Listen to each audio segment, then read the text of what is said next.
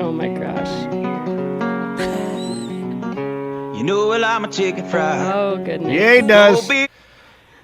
Hey, that's our new intro. Working? Yeah, it is. Hey, welcome to Fried. I'm one of the hosts here, Jon Reep. Sitting to my right is the lovely Sarah Tiana. Oh, I did not think you were going to say that word, but okay. Oh, yeah. Well, you're lovely. Thank you. Yeah, you're welcome.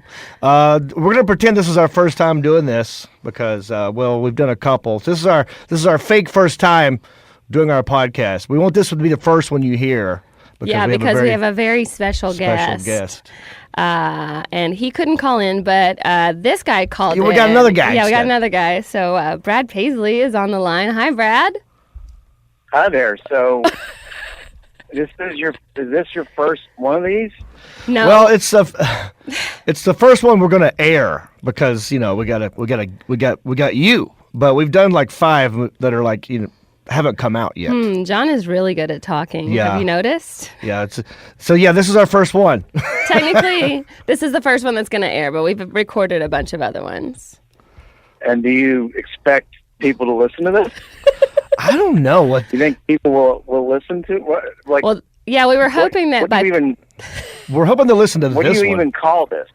It's just called Fried. It's called Fried. It's just like a Southern podcast with me and Reep because we have Southern roots, but he's a little bit more Southern than me, so he's teaching me more Southern stuff, and I'm teaching him, how to be a lady. Book learning.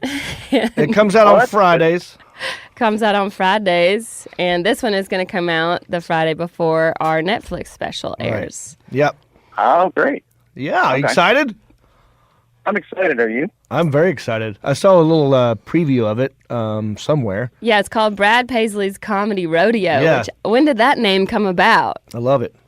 Netflix sort of, I don't know if they came up with it or not, but they basically said, we want something that says that this is a bunch of things, like a bunch of people and sort of country, and that was their idea of it. So that's what it's called.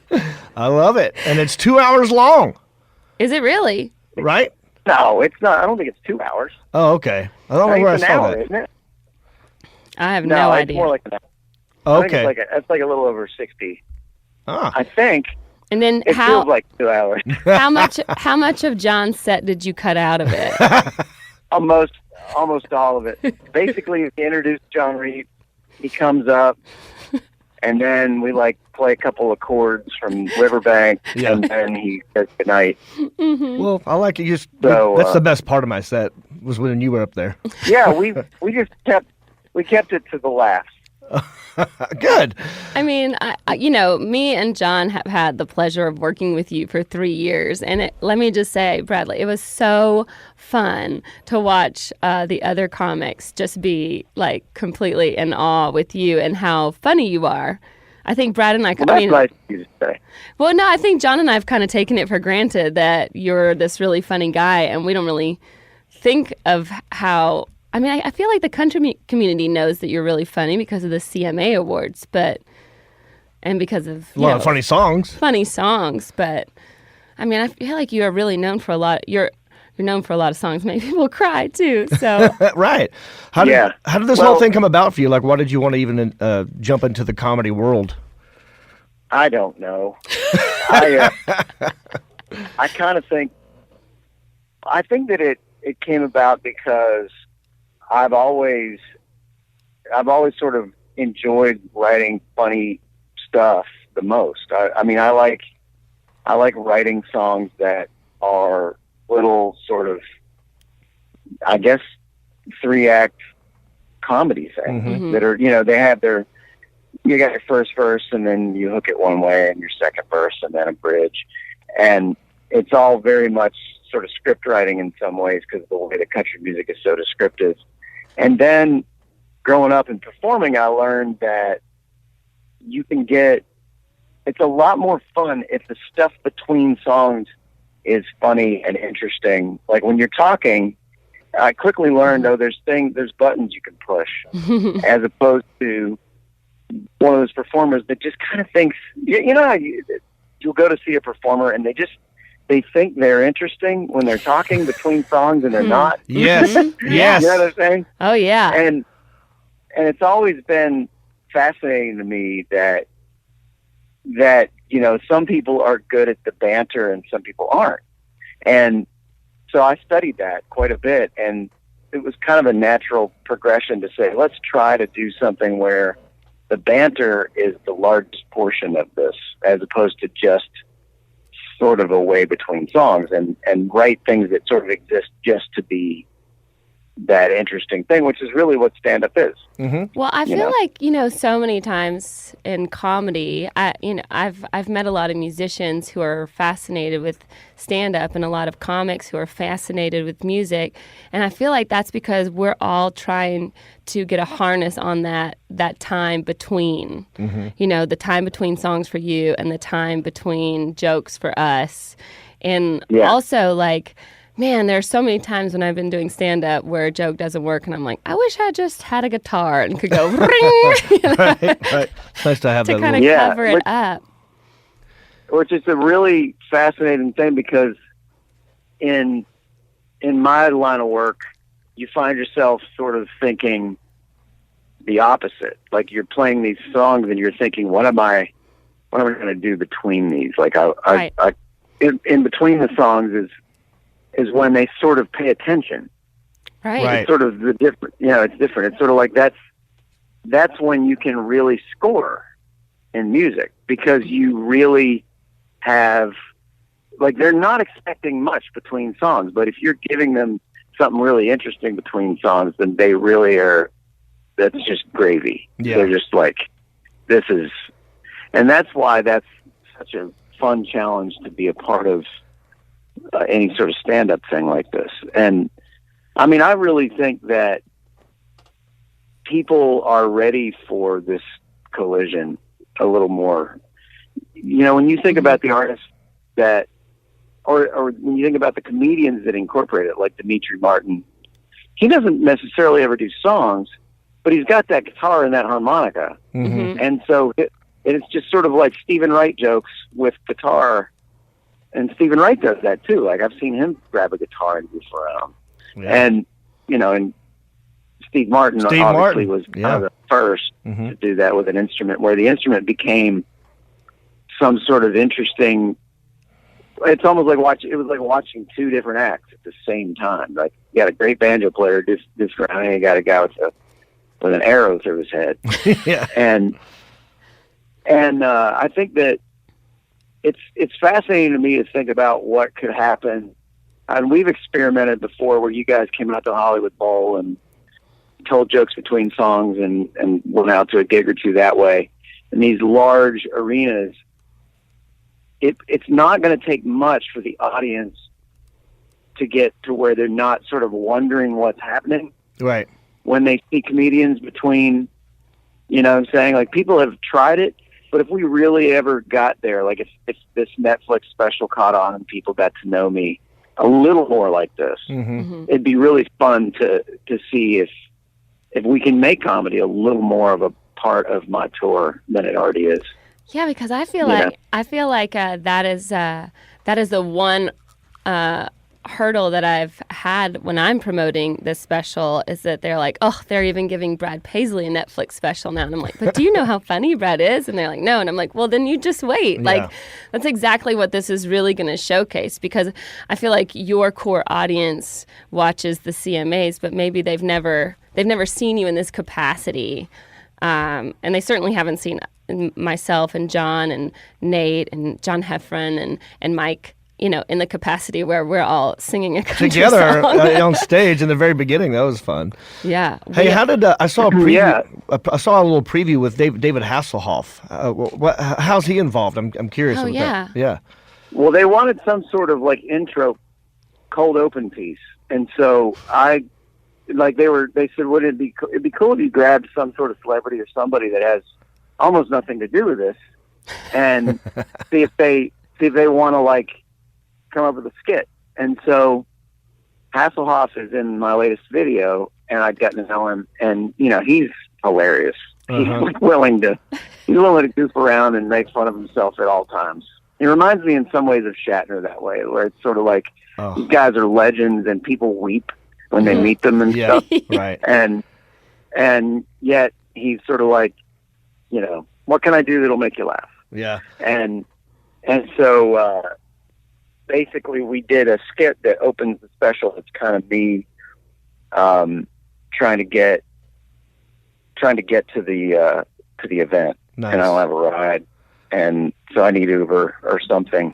And of course he has a very specific car that's able to take me to the event. I wonder what that could be. Interesting. You know, and we just kind of have a couple of one-liners and stuff around that. 'Cause, like there's a moment when Kit pulls up and I look at him and say, or he said, like, you need a ride? I can get you a ride. I'm like, what, you got like Uber or what? And he's like, and it pulls up and he's like, get in. And I'm like, do I need to drive? He's like, no, it'll just take you there. And I'm like, oh, it's like a Tesla. Oh, man.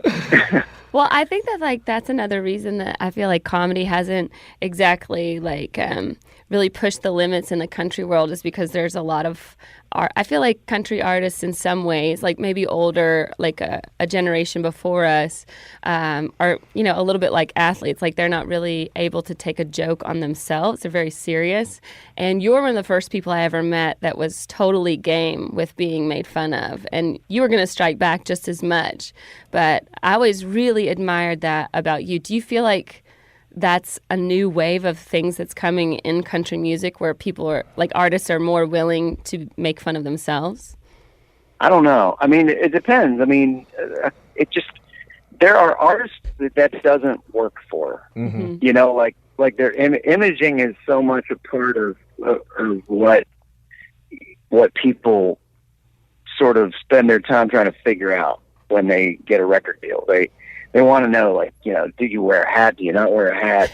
Are you known for the, you know, like, what kind of shirts are you? You know, are you plaid shirts? Are you like, are you plain button downs? Or do you like the ripped up T-shirt? Or, you know, or do you wear girls' shirts like you? You wear a lot of really tight women's yes, shirts. Yeah, blouses. Women's blouses, right. Like Prince.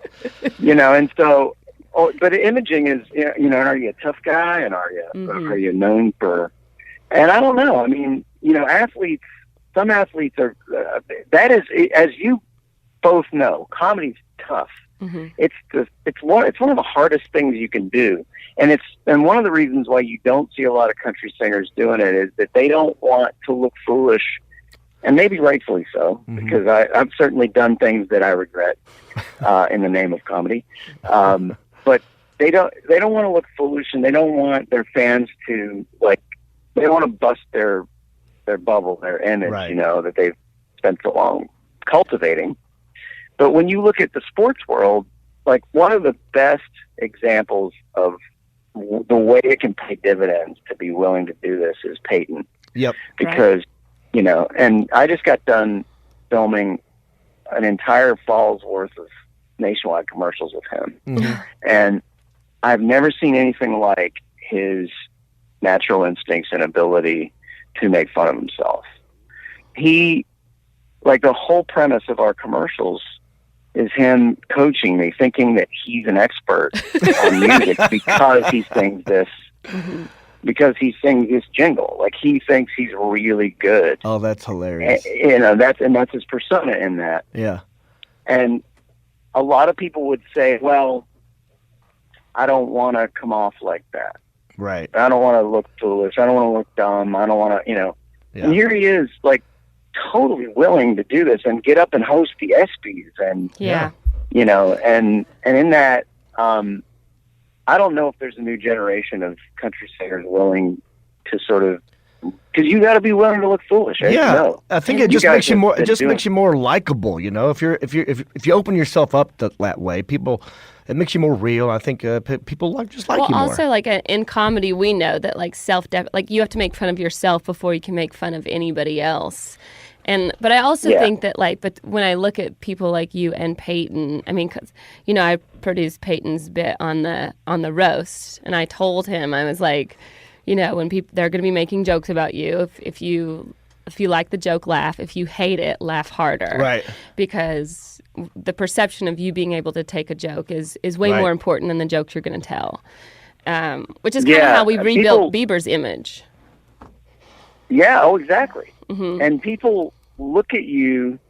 It's such a nervous thing. Like, people look at you like, what do you think? Right. You know? And you're right. I mean, that's the best advice you can give. It's like, even if you hate it, even if it's off limits, just you better laugh. You can go back and yell at your manager later. Right. Yeah. And tell him, why'd you let me get into that situation? But you sure as hell better laugh when the camera's on. Right. I have to share this little quick story with you. When I worked with you in Beverly Hills for when I met Shatner, okay, he was in the wings. I went in and did like 20 minutes or something, and I came off, and there was William Shatner standing there in the wings right behind the curtain. He's got his arms open like he wants to hug me. And I walked straight up to him, and I'm like, I guess we're hugging. And I just kind of reached in and embraced him, and his mouth was right in my ear. And he just said 2 words, and then that was all. He goes, "What fun." What did he say? What fun. It's like he just saw me. Fun? Yeah, he's What like, fun? What fun. Like, that was Isn't fun. that cool? See, isn't that cool? It's like, he's just alive. I mean, there's just so many. He is a case study in living. Yeah. Oh. And he's late 80s now. That's crazy. And he still looks like he's 55, and he's just like acting like he's 30. Man, Yeah. I hope I have that kind of energy. Yeah, me too. Before we let you go ahead, sorry, go ahead, Brad. I asked him what the secret is on that. And I asked actually Liz, and she said denial. Denial? Denial. Denial. I said, how does he stay so young? She said denial. He just refuses to I'm gonna sort of remember accept that he's not as young as he says he is. Kind of like you. Yeah, just like me. I just have one more question, because a lot of the people who are listening to this and who will watch the special, it starts with us singing a song, or at least when we taped it, it did. Actually, it started when we taped it that way. It ends that way now. Oh, no. Which actually really okay. well, because you remember the way we pay that song off? Mm-hmm. Yes.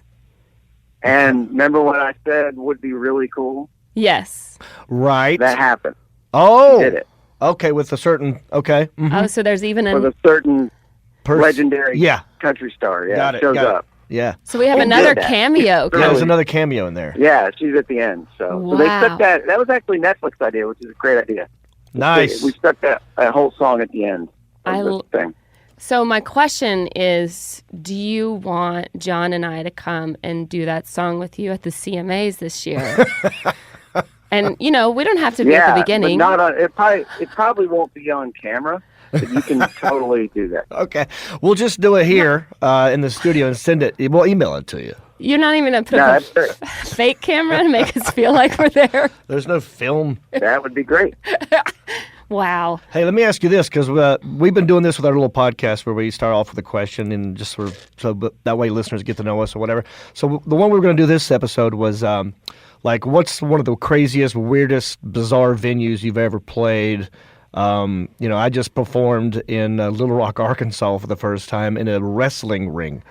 So that was the first. A wrestling ring? Yeah, it was a wrestling ring. That's actually cool. That would make a lot of sense for comedy. Yeah, I'm surprised it's the first time it happened. I can't believe it. I mean, this Why might does be a that- new trend. Why does that make sense? Go ahead. I don't know. Something about it. Like it's almost Roman. It's almost like a gladiator thing. Yeah, You're up there doing comedy, and Yeah, it's theater That's in the sorta round. how- Theater in the round. that's You got sort of how Louis C.K. does it anyway. You've ever seen his stand-up specials? There's a lot of times he's in the round or something in the middle, walking around. and he ends up taking his But- shirt off and body slamming somebody, Right, off the taking a ropes. folding Yeah. chair. What about you, Brad? Have you ever performed in a place crazy? Weirdest venue. I mean, I just hate anything where they're eating while you're singing. Yeah. Yeah. Wow, and I can remember as a kid that sort of just you've made it when you don't ask the question anymore. Are they going to be serving dinner during the show? Right. Because there's just nothing worse than getting up and performing, and there's people like passing plates around, and Ugh. And you They're hear not silverware just interested clinking. yeah. I mean, it's one thing if you're a jazz musician, but but when you're up there like talking and singing and Oh my God. and think about like some of the songs, like songs that, just Whiskey Lullaby or something where people are dying, and Right. people are having their salad while you Right. do the. You're in the middle of a really sentimental line, and you hear someone's like, "Could you pass the salt?" Yeah, or worse, they're like pouring wine, and it's like you put that bottle to his head and pulled the trigger, and they're like, Oh God! Wow. Right. Living out right in front of me. Jeez. But it's always been. I mean, I don't understand, because country music is not good dinner music for many reasons. Yeah. Wow. Well, starting out, you probably had to play a lot of crazy little honky tonks and that kind of stuff, where there's lots of booze flowing, and I always picture that. Silverware clinking around. Yeah. Yeah. Yeah, I mean those though, there's something less sacred about that, because you just don't expect. You're not expecting anybody to pay attention anyway, so they're there to dance and get drunk and fight. Kind of like when you play at home, huh? Yeah, totally. With But, your wife and kids, they're not paying attention. I think the worst situation ever was the national anthem. I hate, first of all, national anthems, because singing those is similar. That's similar to singing at a wedding, because, I mean, and I'll do it at times, but everybody, like, no one's there to hear that. That's the thing. Yeah. It's a hard song anyway. It's actually, it's okay. I mean, it's only hard because everybody knows it. Yeah. And you can't, like, I can mess my own songs up and look at people in the front row and they've got it right, and I don't. But they're not sure if I meant to change it. You know what I'm saying? Right. Oh, he's singing this verse different now. This is the West Virginia version. You can't change it. But it's similar in the sense that people can't wait for you to be done, and I don't like any gig where people can't wait for you to be done. Right. And the worst one ever was a hockey game in Wheeling, West Virginia. The minor league team's called the Washington, or the Wheeling Nailers, because they make nails and Yeah, they are. something in our town, so they called them Nailers. That was my nickname in high school. Naylor. Yeah, I bet. Sarah Naylor. Naylor, I hardly know her. But I walked out on the ice, and they didn't have, like, carpet or anything. Like, they didn't roll out a carpet or anything onto the ice so that you wouldn't bust your ass.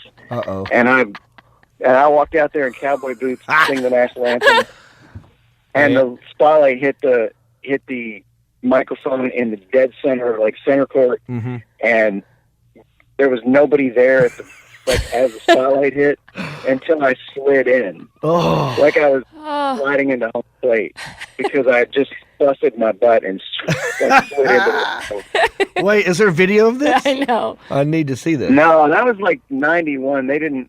People didn't have phones and stuff. Oh, thank took goodness. video, thank God. Well, you dodged a bullet there. That's one for the. I'd like to see that. I could just imagine it, though, and it's beautiful. But I can remember walking out there, like, please welcome to sing the national anthem, local musician, as they're announcing me, and I go, and it's that whoa, whoa, whoa, whoa, whoa, and you start to fall. And as I'm going down, I'm thinking, please hit your head and die. Like, yeah, at least a so concussion. I don't want to remember this you ever. Never know what happened. Right. Well, that was 91. You said. Yeah. I was like 19. Yeah. Yeah, I was young. It's got to be so hard to sing, too, when you're trying to keep your balance, I would think. Well, totally. Yeah, because then you get back up and like, all right, let's do this. Yeah, but you can't just stand still. So, it was so dumb. It's like all they did was stick a black microphone stand, a tripod, in the middle of the ice with a spotlight on it. They set you up. That's cold. That's almost like on purpose. Yeah. Right. Yeah. Oh my God. It's like, let's say there's like roadies taking bets. Like, hey, you gonna make it? No. Hey, you gonna bust your ass? Oh, that's amazing. You're amazing. I'm so glad. I can't believe you called in for us, and that's Thanks, so Brad. nice. And Thank you for letting us be a part of this special with you, which comes out August 15th on Netflix, and it's called Brad Paisley's Comedy Rodeo, and you've done so much for me and John. Well, you guys, I can't believe you did this too. Yeah, thank you. You guys did a great job on it, and I think it's going to be fun to see what people think, because I've watched the whole thing after they got the full edit, and really everything lands. It's just really cool in the sense that it's got a laid back sort of feel to it. It's not, some comedy specials don't work because it's almost like they're trying too hard, and we certainly weren't. That's for sure. Right. Oh, amazing. Well, hopefully we get to do another one. I mean, this was just a blast, and you're so funny. Yeah, I think we will, and I think that there's, like we've talked about, I think there's a really fun concept in taking over the way that sometimes we'll go play music in a club after a big concert. Mm-hmm. Like we'll take over the local honky tonk and just sing some songs with the band. And I think the same thing could be done at a comedy club where we goof around and go to. I was seeing that the other day when we first launched the tour in June. We were up in Saratoga Springs, New York, and we had 2 days there because we were rehearsing. And one of the days I was running around I went to a coffee shop and stuff and was kind of jogging through this little town. And they had a comedy club in Saratoga, which was like this little hole in the wall in the downtown street. And it looked like, it was like 1,000 square foot comedy club. Yeah. And I thought, boy, this would have been perfect. Perfect. Yeah. Just to play this first concert and then all of us go back there and just start comedy at midnight and see what happens. That would be a fun little endeavor. You know? Because I mean, the amount that we laugh when we're all just hanging out, just like screwing around. Well, that time at his house we all went to rehearse was like just a blast. Yeah. That was amazing in and of itself. If that's all we had done, that's great. That's a great show. That was fun. I know. Yeah, well, we should film that next time too. That sitting around the bar would be a great way to open one. Everyone trying to pitch ideas. Anyway. Yeah, exactly. Yeah, we should just film that next time. They're like, we need a cold open. I'm like, you should have filmed us sitting around talking about it. Right. What we would do for a cold, just pitching ideas to you is always like so fun and funny. Because when you hate something, you're like, that sounds. Yeah, maybe. Yeah, well, that'll actually evaporate pretty quickly because I'm eventually just I'll get like I am with you guys, where I am with my co-writers, where it's like, that's the dumbest crap I've ever heard. I need you to leave. And you're a waste of time. Go stand in the corner. Yeah. It was really funny. I felt like John and I were coming in at such an advantage to that filming, because like whenever the other guys wanted to ask you something, they would have us go ask you. They're like, you guys go ask him. Like, we're too afraid. And we're like, he's not. I was like, he's not going to hit you. He's not going to hurt you. He's a good guy. He's just a normal dude. Yeah. But I think, like I said, we came in at an advantage knowing you before them, and we got to work with you before, so we know how you're such a relaxed guy, and you make everybody feel normal, and I feel like maybe we've really settled into that a little too much. We should start remembering how famous Brad Paisley is. It doesn't help that I got a bunch of bourbon in there either. I was going to say, and he's really good at pouring Guinness. Oh, he's very good at pouring Guinness. Yeah, there's an art form to it. A lot of people might not know that. He's really good at pouring Guinness. Yeah. I can pour Guinness. I can do that. You're very good at it. Oh, well, thank you. That was amazing. I can't believe you stayed on with us. I know. That long. I feel like we've been keeping him way too long. I know. What's next for you? What are you doing? When you hang up the phone, what are you doing? Picking up dinner to take home. Yeah. What are you having? Little Caesars? Yeah. We went to Mount Pilot for Chinese. Oh, look at that. Nice. See, I told you, just a normal guy. Like Mount Pilot get Chinese. Oh my gosh. It's the best Chinese is in Mount Pilot. Everyone knows that. Please tell Kim and the boys we say hello, and I will. You're the best. Thank you so much. We look forward to seeing what happens on August 15th. Me too. I can't wait. Okay. And thanks for part of it. Thanks, right. Brad. Thanks, Good luck. See you, buddy. Bye. Bye-bye. All right. Bye-bye. Holy shit. What a good guy. What was that, 30 minutes? Holy cow. I didn't think he'd stay on that long. I thought we were going to get him for 5-10 minutes. I know, at the I wasn't most. going to waste his time. I was trying to just let's get these questions. But then you don't want to cut him off either. You know, Well, that's the thing is I always cool. forget. Like, I mean, I feel like I know he's a normal guy, and we've hung out with him quite a few times, and we know he's just like a normal comic. Like, he's just like hanging out with any of the other comics. But man, that was pretty amazing that he had just hung out with us that long. But that's what he does. He's so good at just hanging out like a normal dude. Yeah, I always feel like he does so many things. Right. That 30 minutes is a long time for him. Well, when we were at his house before the taping, the night before, They were editing videos. he was doing a video for every single song that he was releasing. On his new album. That's 14 different music videos. Right. Yeah. Which is insane. Right. That's so many. Ugh. I mean, wow. That was Brad Paisley, yeah, everyone. just in case we Because you didn't know who that was. Yeah. This is our first ever Fried podcast. Well, this is our first ever interview. I know it was. Well, unless you count my mom. No, your mom. That's yes. that's not an interview. You're right. That's more of a report. Yes. Yeah. John's mom on the podcast will be It's more of a report. It's a Betty does- Boo's movie reviews. Yes. Yeah. She does movie reviews for us, and then we're also going to be doing lots of fun stuff. Yeah, we got tons of segments we'd like to throw out there. Yeah. What do you want to go to next? You want to I go wanted to see what you were. Wait, you know what? Wait, you never did answer the question about what's the craziest venue you played in. I said mine. I could elaborate more on that, and then you probably have something crazy too. I also performed venue. in a boxing ring, which was pretty. A boxing ring? in Iraq, Well, then that's which is pretty. A ring is a ring, I guess. Did you have the ropes up? Oh, the ropes were up because Okay. they used it. It was really the only. You've done military tours overseas. Nope, never Okay. did. Well, when you I do should. a military tour or even a CONUS, like the Continental United States, you'll perform in their MWR room, Yeah. which stands for Morale, Welfare, Recreation. And so usually when we were on tour, we would perform in wherever their MWR room was. Okay. This particular base, there were probably only about 200 people on the base. It was right on the Iran border. And all they had was a boxing ring, and then they had a couple decks of cards and I think a Scrabble game. That was literally, I mean, we had come from bases where they had, golf range clubs set up to where it's like one of those like green screen driving ranges and like Right. tons of video games and a computer lab. This space did not have any of that. So for entertainment, all they had was a boxing They ring. had a boxing ring and they would Scrabble, cards. yes, and Wow.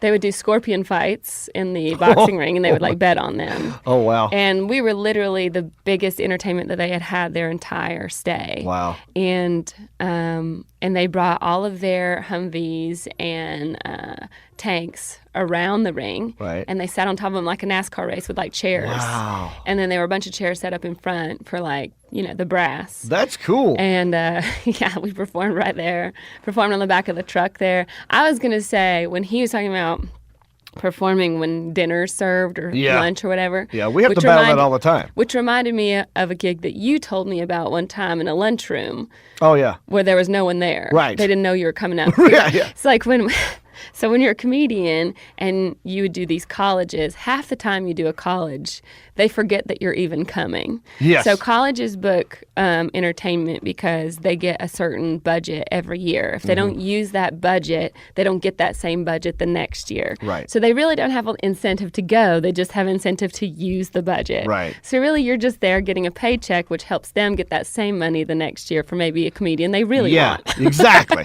Yeah. It's like, well, we spent every dime. Yeah, we well, need we couldn't more. get Dane Cook, so now Right. we're just going to get 10 people Right. who we don't really care about, just so we can try to get Dane Cook next year. Exactly. And so I showed up at this. It was at Penn State York, Mm-hmm. which was out in Amish country in Right. Pennsylvania.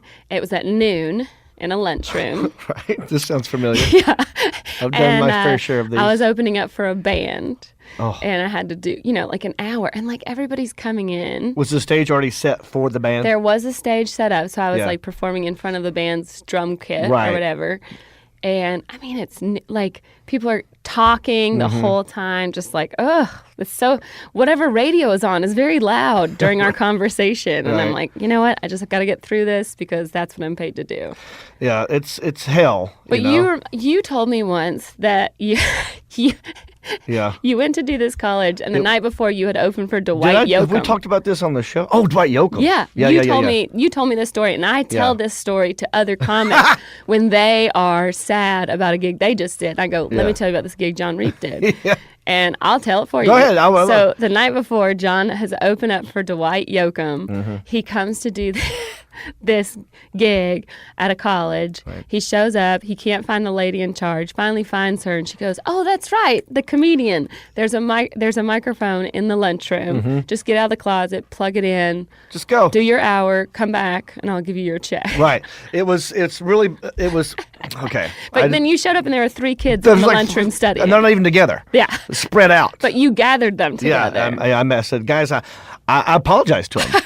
I said, I know you're not here to see me. I know you're probably studying for a test that's coming up, but I'm being forced to talk out loud for 1 hour.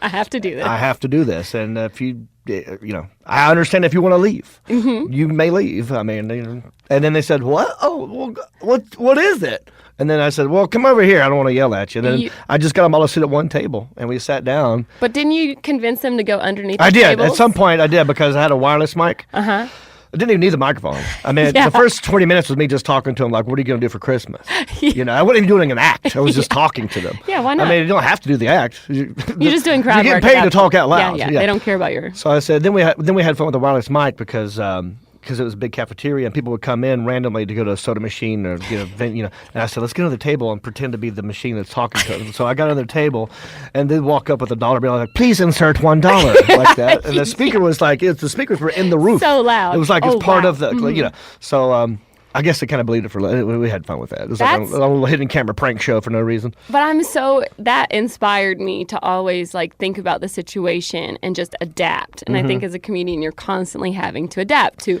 a wrestling ring. That was weird. So why were you in a wrestling ring? Okay, so I got hired to do this gig. There's some local DJs in Little Rock, Arkansas, who have been putting on this gig. They're aspiring comics, husband and wife. They also have a morning radio show. And they've been putting on this show, a stand-up show, to raise money for some, I forgot what the charity was, but it was for a good cause. DJs Without Borders. DJs Without Jokes. Sure. Yeah. And so it was a charity thing, plus a fundraiser, all that together, and they always bring a comedian in to headline it, and they want to open it, So they work with a promoter, and they have it at different places, and this year they had it at this place called the Metroplex, a big event center, which has all kinds of events that come in there, music, wrestling. And so it just so happened to be that the next couple days after my performance was wrestling, and so they already had this thing set up, but they said, well, we're going to take the ropes out so they can see you.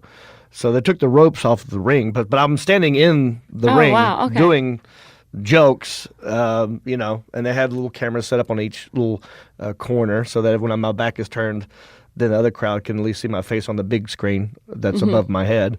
It was bizarre. It was bizarre. Now, when you're in a situation like that, do you tell a joke about the situation, in the situation, just to let everybody know, I know I'm in a wrestling ring, just so you guys know. You kind of have to, otherwise you look like an idiot. Yeah, right? So I kind of went up there and said, well, this is a first for me. I've never performed in a wrestling ring before. Or indoors. You just, I've never right, in front of people at all.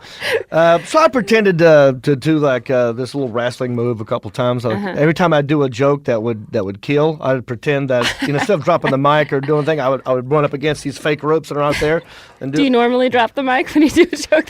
No, I don't know what I normally do, but I pretended it was a thing that I always do.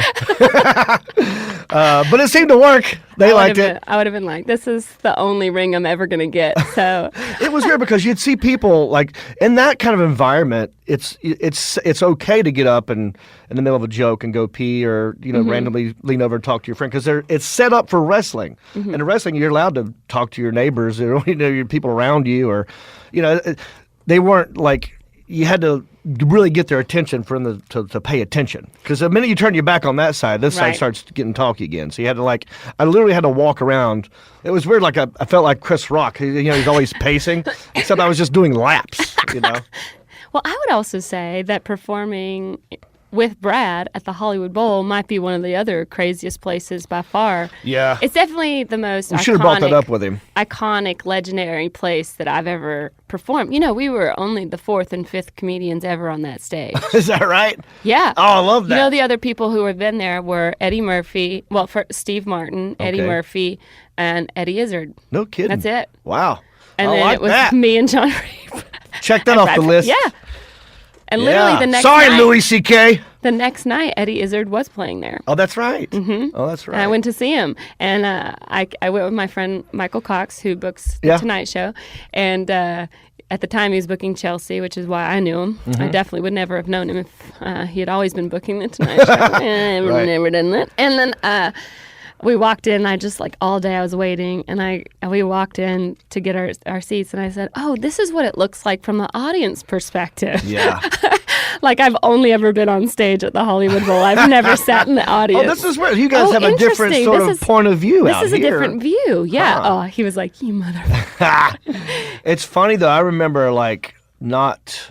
I survived this. What I tell people. How did your performance go? I survived it. For me, it was.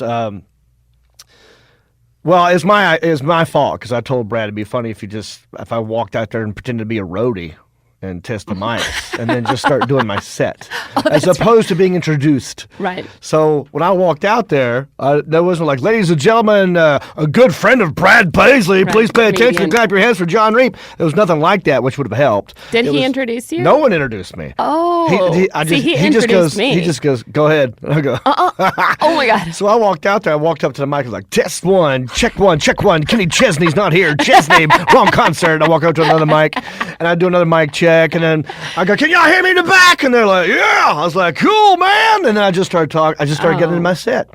But it was weird because Right, they I've didn't know never who done you that were. before. Yeah, It's yeah, not yeah. something I'm used to doing, and that's the first time I've done it.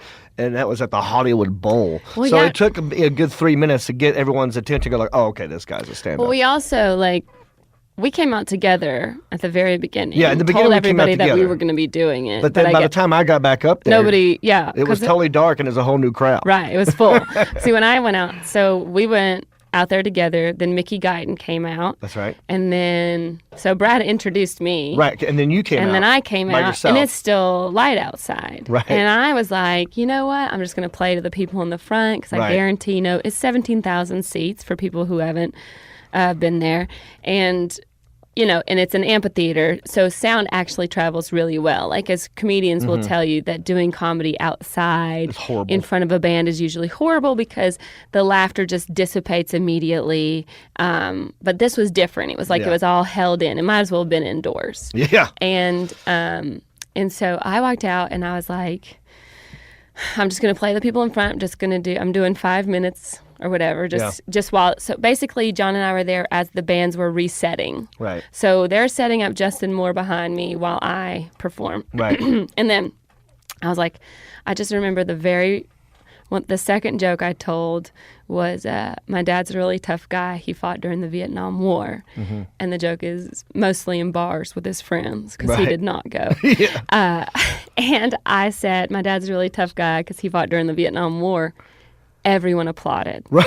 Yeah. And I was like, You're like, oh, no. They're going to hate me I in was 2 like, seconds. I'm screwed. and then I said, mostly in bars, and everybody laughed. And Yeah. at that moment, I just relaxed, and I was Yeah. like, I can do whatever I want. Right. And I also, Brad's wife Kim was there, and we had met Kim before, and so I looked at her too, and I kind of relax when I'm looking at her because I know that she's such a good judge of if she's laughing, I feel like Yeah. everybody else will be laughing. So I caught her for a second, and I was like, okay, everything's gonna be all right. Yeah. And Yeah. You did great. I did remember that. okay, but I mean, literally, you had twice as many people there when you went up. And no introduction. No introduction. And, I remember your crowd in the front row was laughing. I remember one guy going like, "You suck!" No, Like, I swear to God. No, you did not. I ignored him. Well, he didn't even know I was a comedian. He just, Oh my God. Anyway, like I said, I survived. Well, but then when I got off stage, everyone was like, "Dude, that was great." You always think it's horrible when you're in the moment. Of but, course. Well, if you're comparing it to a normal club gig. Right. Literally. Headlining with people there to see you. A month later, I got asked to open for Aretha Franklin, which is like, I was like, what? But apparently she's with our same agency, who was also Brad's agent, and they were like, she wanted a comedian because they're cheaper and she didn't have to pay for a band. Right. And it was like no money, and it was at the Santa Barbara amphitheater, and they were like, well, we need a comic who has experience outdoors at an amphitheater, and I had just done the Hollywood Bowl, so they're like, well, we'll get Sarah to do it. That's experience. And it was literally one of the worst experiences of my life. I had to do 25 minutes. I show up, it's just me and Aretha Franklin on the bill. It says Sarah Tiana, Aretha Franklin backstage, right? Like the good old days, right? Like just our normal tour. Okay. And I mean, they have no idea a comedian's coming out. It's not like Brad put an announcement out, and oh my God. That's something that they got to learn to do. I mean, you got to make it easy for us. Well, he's right though. Like if we started out just like hanging out after his concerts at a comedy club and just dicking around. Slowly, people get it. Slowly, but surely, people especially with this Netflix thing, hopefully they'll see, okay, this is something he kind of does now. But that's the thing is like, I don't know if, we have to wrap it up, but I don't know if people have said it to you, but they're just like, why does Brad Paisley have a Netflix special too? And I'm like, it's him introducing us, honestly, but also we know how funny he is. I forget that other people don't realize. Well, why not, Brad? I mean, he can do anything he wants. He's huge. People will watch it just to see him. That was the other thing I was going to say to him was that I wonder if the reason him and Peyton Manning have such an okay time making fun of themselves, if it's because they're so hugely famous that they're like, yeah, you can make fun of me all you want. I'm still going to go back to my third mansion. Now. Yeah. Now it's a little bit easier. Yeah. But that was amazing. This is our first episode that you've ever heard. Yeah, it's normally not like this. We'll tell you that we have segments normally in our episodes, but we just got really carried away with Brad, and we're very excited about this special. It's been something that we've been wanting to promote for so long now. We're so excited it's about to come out. So August 15th on Netflix. Please tune in. Let us know what you think, good or bad. We just want to hear. Yeah, go to our little social websites. Whatever you're on, I'm on it too. Whether it be Facebook, Instagram, Twitter, everything is just JONREEP. Jon Reep. Find me, email me, let me know what you think. I'm sure the same thing. Yeah, Jon does not have an H in his name. I do. She took my H. I took the H. It's Sarah with an H, Tiana with a Tiana. It's like tiara, but with an N. I got it. So that's the same on Facebook, Instagram, Twitter. Yeah, let us know. And we're on the road all the time, doing touring, doing a little stand-up. That's right, next week. So the week of the 15th, so it'll be the 16th through the 20th, I'll be in St. Louis at the Funny Bone. Nice. I will be at a place called the Orange Peel in Asheville, North Carolina, August 24 and 25. Yeah, so check that out. Myrtle Beach at the end of that weekend. And should we wrap it up? I think we should wrap it up. How do we end this? Do you have anything else that you wanted to I think say? We're good. Let's let them know that we got some DNA results that are coming out. We've got some segments, small town, hometown news sort of stuff. My mother will be calling in, doing some movie reviews. You get to hear my mom, meet her. Yeah, and when football season comes, I'm going to have my dad give us his picks. So thanks for bearing with us. We hope that you will continue to listen to Fried with Jon Reep and Sarah Tiana. We appreciate it. Well, I was raised up beneath the shade of a Georgia pine, and that's home, sweet tea, pecan pie, and homemade wine.